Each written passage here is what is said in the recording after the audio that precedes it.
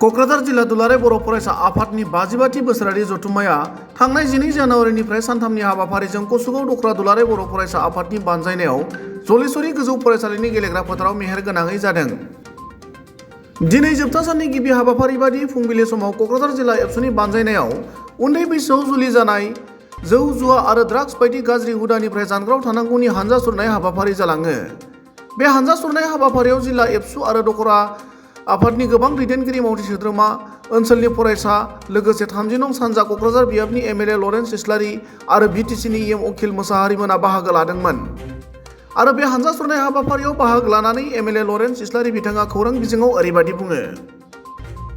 क'क्राझार जिल्ला दुलाराय बर' फरायसा आफादनि 52थि जे जखनथाइ हाबाफारि बेजोंनो लोब्बा लाखिनानै फुंबिलिनि समाव निसा बेसाद एबा फेग्रा मुवा बेसाद बाहायनायनिफ्राय जानगाराव थानो थाखाय बिथांमोना मोनसे एवारनेस मोनसे हाबाफारि लादों।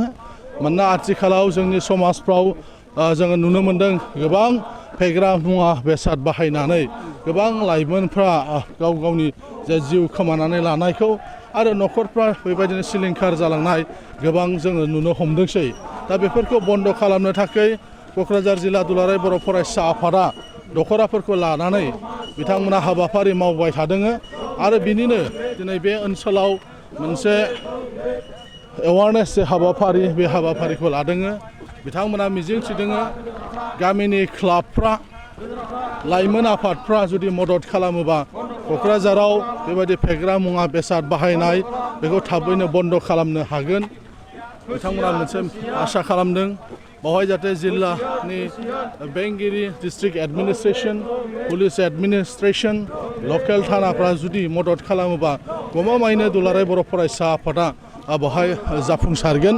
दा बेनिखायनो रायजो राजाफोरखौ आपिल खालामदों, आंबो आपिल खालामो जे जोंनि बर' समाजाव जाहाथे बेबायदि फेग्रा मुवा बेसाद बाहायनाय, ड्राग्स बाहायनायनिफ्राय जाहाथे गोजानाव थायो आरो बेफोरखौ नुयोबा, बेबायदि बाहायग्रा मानसिफोरखौ नुयोबा जाहाथे दुलाराय बर' फरायसा आफादजों जगाजग खालामो, बिनि थाखाय जाहाथे मोनसे राहा लानो हायो। दा दिनैनि बे रेलिनि जे हाबाफारि बे हाबाफारिनि गुबै थांखिया बेनो। बेबादिनो क'क्राझार जिल्ला दुलाराय बर' फरायसा आफादनि 35थि बोसोरारि जथुम्मानि सोमोन्दै एबसुनि बिबानगिरिया ओरैबायदि फोरमायो। गुबै आयदाखौ बुंनायनि आगोल आङो बे समाव नोंथांमोननिसिम साबायखर जासिनो लुबैदों। बे क'क्राझार जिल्ला दुलाराय बर' फरायसा आफादा खुंगा 52थि थान्दै जखनथाइखौ सानथामनि हाबाफारिजों जोबोद मोनसे ओंथि गोनाङै गोबां बिदि सावरायनां आयदाफोरखौ लानानै सावरायनायनि गेजेरजों जोङो खुंफुंलांनो हाबाय। दा बेनि थाखाय बे हाबाफारिजोंनो सोमोन्दो लानानै नोंथांमोननिसिम आङो बर'नि गासै जेनाखि हटेल निउस खौरां बिजों बायदिसिमबो साबायखर जासिदों। आरो दिनै मागो दमासि सोलिबाय थादों, बेजोंबो लोब्बा लानानै आं नोंथांमोननिसिम गाहाम हामलायनायखौ जासिबाय। दिनै जों बयबो मिथिगौ दुलाराय बर' फरायसा आफादा जोनोम जाजेननायनिफ्रायनो जे बर'नि थैनाय थांनायखौ लानानै, बर'नि जौगानाय, बर'नि थामोनथायखौ लानानै गोबां बिथिङाव खामानि मावबोदों।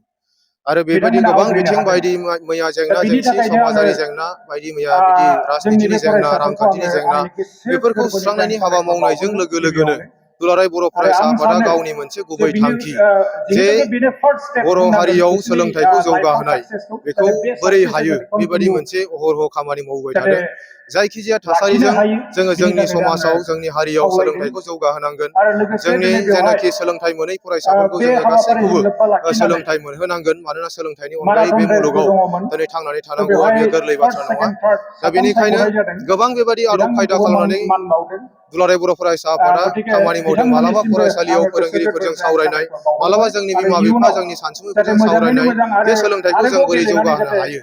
दिनै जों बयबो मिथिगौ दुलाराय बर' फरायसा आफादा 9 आरो 10 थाखोआव फरायनाय फरायसाफोरखौबो जेबायदि मोनसे कम्पिटिटिभ, मोनसे जुजिनाय मोनसे सानस्रिखौ सोरजिनांगौनि थाखाय बा बर' मिडियामजों फरायनाय फरायसाफोरखौबो गुबुन मिडियामजों फरायनाय फरायसाफोरजों जुजिनो हानाय मोनसे थासारि आरो आथिखालाव जेबायदि मोनसे साख्रि बाख्रिनि इन्टारभिउफोराव जे मोनसे आदबजों जायो, जेबायदि मोनसे खान्थि सिस्टेमजों जायो, दा बेखौ नोजोर बोनानै जोंनि फरायसाफ्राबो जाहाथे बैयाव जेबो गोनो गोथो गोनां जानो गोनां जाया, बेखौ फरायसालियाव फरायनाय समनिफ्रायनो बिथांमोना मोनसे जाहाथे रोंखा राखा बा गोख्रों खालामनांगौनि थाखाय बेबायदि 9 आरो 10 थाखोआव फरायनाय फरायसाफोरखौ लानानै बेबायदि रोंगौसा सायख' आनजादखौ खुंबोदों आरो बेखौनो नोजोर होनानै जोंबो क'क्राझार जिल्ला दुलाराय बर' फरायसा आफादा थांनाय बोसोरनिफ्राय एबा देग्लाय नैथि खेबनि थाखाय जोङो बेखौ खुंनो हाबाय। जोंनि गेजेर फरायसालियाव फरायनाय फरायसाफोरखौबो जाहाथे जोङो बोरैबा मोनसे गोख्रों मोनसे साननाय हनाय बे जुजिनाय मोनसे सानस्रिखौ जों बोरै सोरजिनो हायो, गासिबो बिथिङाव साहस गोनां मोनसे जों बोरै खालामनो हायो बेखौ नोजोर होनानै जोङो गुदि गेजेर फरायसालियाव फरायनाय फरायसाफोरखौबो बेबादि रोंगौसा सायख' आनजादाव बाहागो लाहोदों। मानोना दुलाराय बर' फरायसा आफादा दिनै नोजोर होदों आरो मोनसे साननानै मोनदांदों जेनाखि जोङो खालि गोजौ थाखोआव फरायनाय फरायसाफोरखौल' मटिभेट खालामबाय थायोबा, थुलुंगाखांनाय हाबाफारि लाबाय थायोबा, बे गुदि फरायसालिनिफ्रायनो जुदि फरायसाफ्रा थिग थाक जानानै थाङाबा, खालि गोजौ फरायसालियावल' जों बेबायदि गाइड खालामनाया बारा खाब गोनां जाया बा बारा जोंनि थाखाय मुलाम्फा गोनां जाया। बिनिखायनो जोङो गुदि फरायसालियाव फरायजेननाय फरायसाफोरखौ फरायसालियाव फरायनाय फरायसाफोरखौ जोङो बेबायदि मोनसे जाहाथे गोख्रों मोनसे खालामनांगौ आरो गुदिया थिग जाब्लासो बिजौआ थिग जाहैगोन होननाय बेबायदि मोनसे बाथ्रा दङ। दिनै दुलाराय बर' फरायसा आफादजों क'क्राझार जिल्लाया बेबायदि गेजेर फरायसालियाव फरायनायखौ लादों आरो जोंनि माखासे दखरा आफादफोरा गुदि फरायसालियाव फरायनाय फरायसाफोरखौबो जोङो फैगोन बोसोरनिफ्राय बेबायदि खालामनो थाखाय जोङो थाम थिम जागासिनो दं। मानोना जोङो दुलाराय बर' फरायसा आफादा मोनसे नोजोरखौ सिन्था खालामबाय थादों।